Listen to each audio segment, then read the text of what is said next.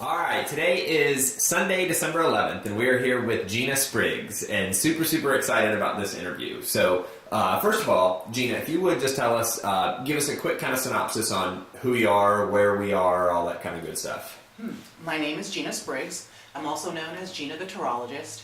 I am widely known for doing intuitive tarot readings. I also do energy healing and also teach intuitive development workshops. My goal is to really help people understand that they can read and heal themselves. So while I love that my clients come to me on a regular basis, my goal is to allow people to understand that they have their own intuitive potential so that they can read and heal themselves or other people. One of the things that I think is really cool about that, and obviously we've had a chance to meet and brief a couple times, but sit and talk, so doing this video today, the importance of somebody being able to intuitively read themselves to be able to follow their dreams, live their life purpose, and all that kind of stuff. Absolutely. Could you elaborate on that a little bit? Absolutely. You know what I think is fascinating is that when you get excited about something, it's actually something that your body is saying, yes, yes, do this, do this. That's what the excitement is. When you're afraid of something, okay, fear is a very important, I want to say it's a mechanism that we all have inside. It's a survival mechanism that actually tells you to move forward or move back, okay? So if you're moving forward towards your dream, then that's great, but you actually have to analyze your fear and see where it's pushing you or pulling you, because you have to recognize that if it's keeping you back, why is it keeping you back? What are the beliefs that you have about yourself as a person that believes that you're not worthy, that you don't deserve it, that you're not smart enough, good enough, valuable, that you have some shortcoming? And when we have these fears that hold us back, that's when we settle for less, that's when we don't dream as big, that's when the problems come in.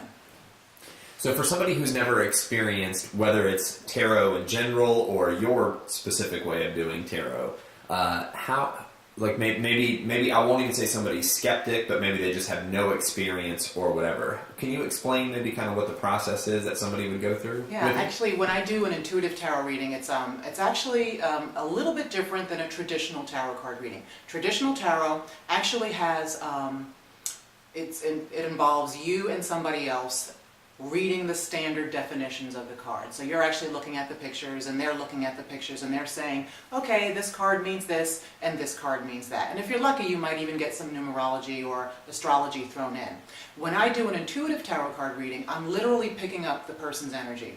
I personally am very empathic, and basically what that means is I can feel your emotions, physical pain.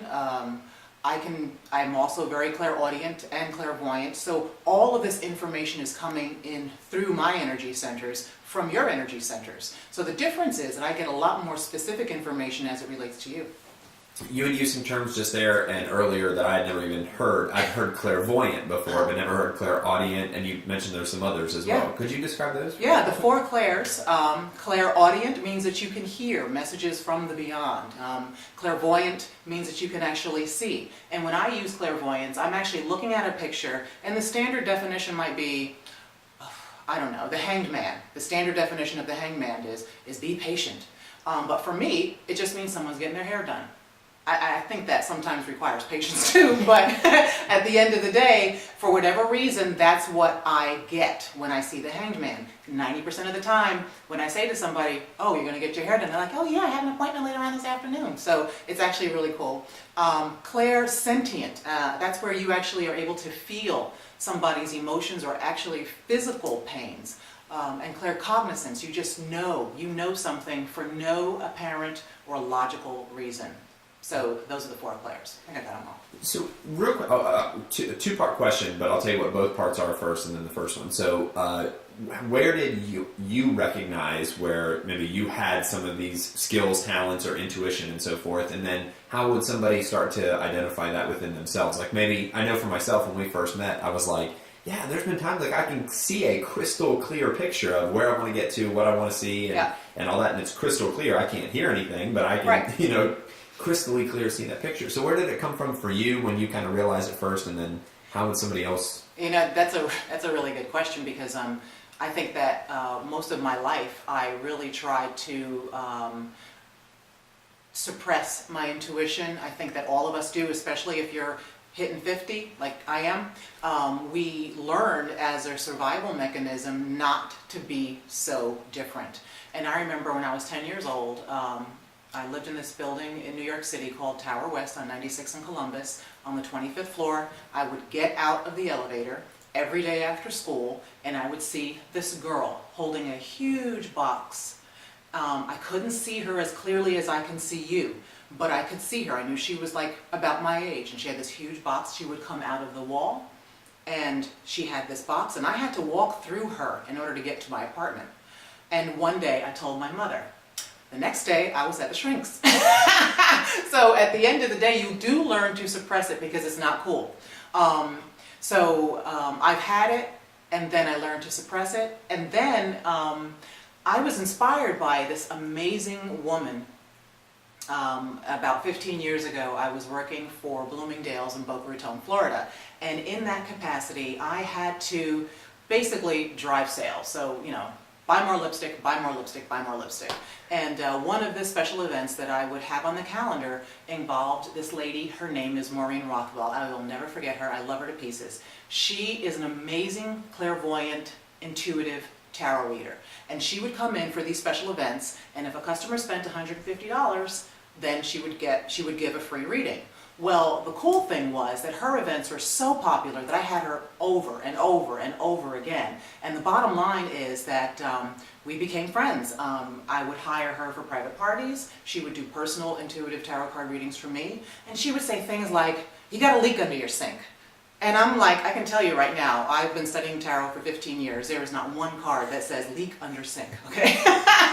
So at the end of the day, after like my 100th reading, I was looking at the cards, and she said something to me, and I realized that I could see it too. And I was like, wow. And I said to her, I want to do this too. And she said, oh, sure, you could do this. You know, you're a sun sign, your sun sign's in Scorpio, your moon's in Pisces. You're extremely intuitive. And I'm like, what the hell did she just say? So I bought all these books, and I studied, and I'd go back to her, and I'd say, okay, this is what I got. And she'd like, now, throw out that book, keep this book, and this is how you do it. If you're looking at a card and it reminds you of pillows, then start talking about pillows. And I'm saying that can't be right. But actually it was. So what I realized is, first of all, that I was a little slow, because it was literally that easy for her. And what I wanted to do was create a teaching model that helped people like myself understand the whys and the methodology of how you're picking up this information. So what I do with my students is I literally give them a test, and it has like 53 questions where they are able to respond to these questions, and based on those answers, I know if they're more or less of one of the clairs.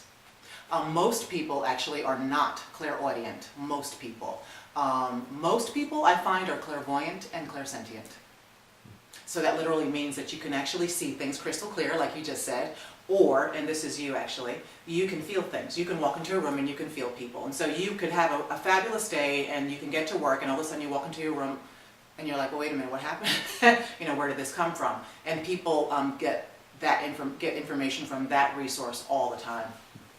So for somebody who might be watching this and is not here in Charlotte, per se, like say somebody in Portland, Oregon or something, what would you encourage somebody to do who maybe has that sense, like I know I can sense something or whatever, but wants to figure out how to become more intuitive themselves? Well, you know, you're going to hear this from everybody, and everybody says meditate, meditate, meditate, and it's actually very true. When you meditate, you're literally quieting yourself, even if it's for a moment, and allowing your higher self to speak to you. That's key. There are a plethora of wonderful books on heightening your intuition. I personally love the tool of tarot, even though I am clairvoyant, clairaudient, empathic. I mean, I've got it all. But the bottom line is, if I'm sitting down to do a reading with a client, and I'm just sitting there with my eyes closed and waiting for the information to come, and I'm quiet, and they're waiting, and they're waiting, it gets a little old. So I really like the fact that I can start off a conversation real quick with the cards.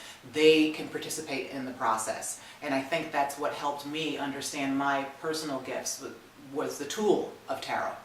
I think when we had met the first time, or I guess the second time when we actually sat and talked, you had talked about the other person being able to be engaged in the process and see what you're seeing and actually participate as well. Absolutely. There are cards when I can say, this is how you're feeling, and somebody will say, oh yeah, that's exactly how I feel. Yeah. And so it's really, I think it allows them to see what I'm seeing. If I'm actually doing a clairvoyant reading and I'm seeing images in my head, you can't see them. So it's a little bit different. Right. Yeah. So, and I know we're going all across the board here, which is fantastic for me, but obviously somebody watching this video, some may be really engaged in the space that you operate in, and some may even not even know what meditation or the power of meditation or anything there. Could you maybe just give a quick definition or description of how you would define meditation? Wow. And I know that's off the cuff, so... Actually, no, it's pretty cool, though, because there are so many different types of meditation. You can just concentrate on your breath. That's the perfect meditation. Just concentrating on the breath as it enters your nostrils, literally breathing out from your mouth and in through your nostrils, and just doing it for a period of time of like 15, 20 minutes. Or you can do a meditation, and this is what I do, and I actually have a free meditation on my website. It's a grounding meditation, but it also opens and balances all of your in-body and out-of-body energy centers. And so the intention with that is a lot of visual. Now, when you do visual meditations or guided meditation, it actually helps you flex the clairvoyant muscle. So you're apt more to pick up clairvoyant skills if you do guided meditations. And then there's also just the meditations where you're doing, really it's breath work. It's really more about the breath than it is where your mind is going. So it's not concentrating on your breath coming in and out of your nostrils. It's literally about the breath entering your body and exiting your body. Got it. So obviously we've had a conversation, and we've talked about some of this stuff before, you and I, but just off the cuff, without any leading question, are there any things that you would just want to say to the world or somebody who may watch this video, and there's no time frame, no time constraints, no craziness, but anything that... Okay. What would I would actually say, first of all, whether you want to be an intuitive or healing space or not, it is key that you learn how to recognize and tap into the amazing amount of knowledge that is available with your own intuition. Your own intuitive potential is huge. That's number one. I would say number two, that you have to surround yourself with people who share your vision and who can see you doing what you want to do.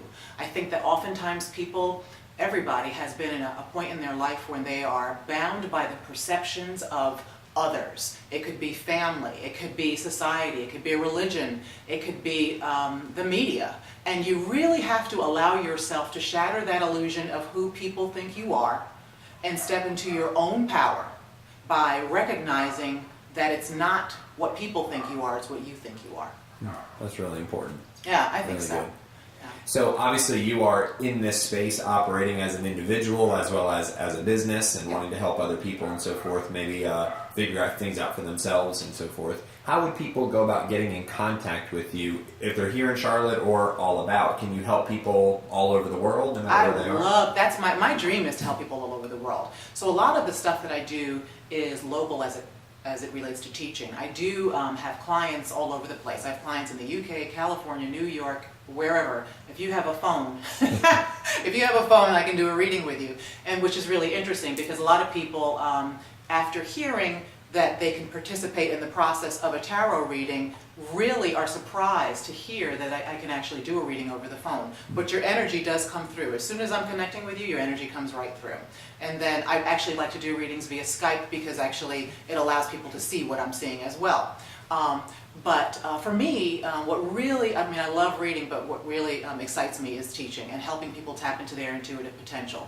My website, Tarologist.com, has information as it relates to different types of classes that I'm giving, and I'm looking to really expand my territory, so to speak, so that I'm teaching throughout the United States and traveling abroad as well.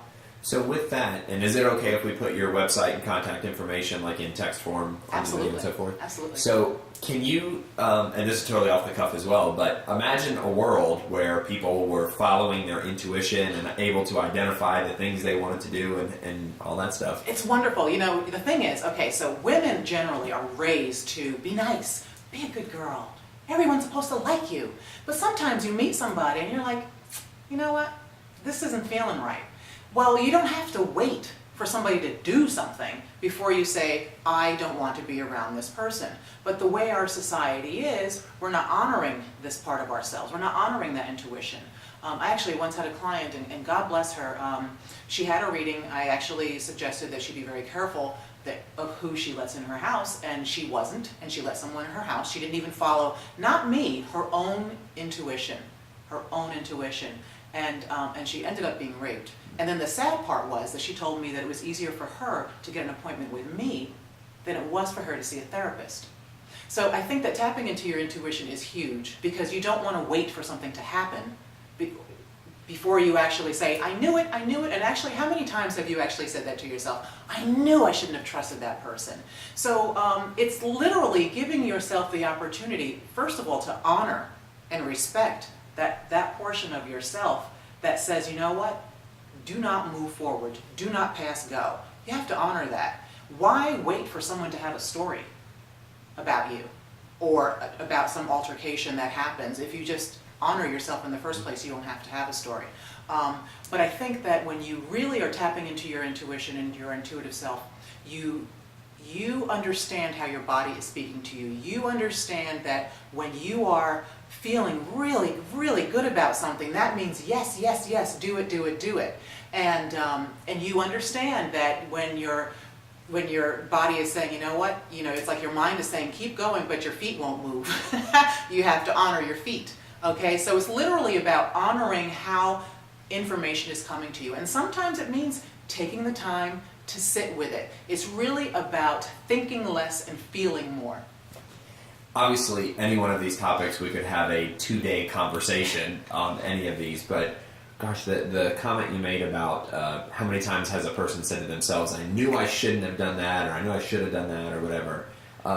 Can you think of maybe the top reasons why somebody would not follow their intuition, and maybe a quick little tidbit on, like, get over yourself and just follow it? Well, I think that that everybody's experienced that, and I think that when we experience that, it's because we literally talk, it's ego, okay? We talk ourselves into the shoulds and the shouldn'ts. We should all over ourselves. And what we really want to do is take the time to digest what we're feeling and honor it. And sometimes it just means just waiting, not giving an immediate answer, just saying, you know what, let me sit with that for a minute. Let me sit with this person's name. You can even sit with a person's name and get information of whether or not you should move forward or you should not move at all. I think it's really important just to give yourself permission to honor that side of yourself. You will get better results in your life. It's not just about people, it's about anything. It's like if you get a job opportunity and it's like it's paying a lot of money, but you have to sell your soul. And you don't want to do it, but it's like, but I've got a mortgage to pay. You know what? You have to do what makes your heart sing. You're going to be a lot more successful at it. I really believe that. And when you do things because you think you should, you're setting yourself up for failure. And a lot of people really just come from a place where we have been taught that there is a whole list of shoulds that we should be doing. We should graduate from college. We should make 6 figures. We should, have 2.5 kids. The whole 9, whatever it is. And the bottom line is, your life is your life. And the only shoulds that you should have are your shoulds. What makes you happy. Does that make sense? Oh, it's exceptional life training, I think, to say the least. So in the essence of time, any final thoughts or words that come to Gina's mind on just what to say? Ooh, boy. I know that's a loaded question. It is a loaded question because, I can talk forever. But, actually I think that whether you want to be in an intuitive space or not, I think that it's really key for you to find a teacher, not just one teacher, but actually several if you can, who can help you tap into your intuition. And the reason why I say several is because everybody has a certain way of doing things, and you might find a wonderful teacher, but still can take some information from that teacher and tweak it and make it your own. I think that whatever your dream is, your goal is to surround yourself with people who can support that vision of you, and also find someone who has the wisdom, who has been successful at the dream that you have, and then somehow create your personal point of difference so that you're making it your own. But I believe that whether you want to be in intuitive space or not, you definitely want to find the right teachers to help you tap into your intuitive potential, because when you do that, then you can step into your own personal power path. And I would imagine intuitively somebody would know if they're dealing with the right teacher or not. Oh, right? Yeah, absolutely. You'll know, because they don't have, it's literally, first of all, the energy exchange between you both will be comfortable. Just like with anybody else, just because someone is a guru or a master, it doesn't make them right. Okay, so their energy has to mesh with yours. Yeah, absolutely. You definitely want to make sure that there is a simpatico feeling between the two of you, because sometimes there are teachers that have egos as big as Texas, and that's not the way to go. When I teach, it's all about me not just teaching my classes, but also understanding that I can learn from each of my students as well. Everybody has something that you can learn from. Sure. And it's really important that you recognize that that while you are learning, you're also teaching. Love it. Well, I know I'm back here behind the camera. The conversations that we've had recently, which have just been over the past week or 10 days or so, have been fantastic. So I'm excited to get to know more about what you do and get this message out to a lot of people. So really appreciate your time today. Thank you. We always have everybody end the video with just saying, hey, my name is da-da-da-da-da, and my dream is possible. So if you would look at the camera for that one, that would be fantastic. My name is Gina Spriggs, and my dream is possible. Yay! Yay!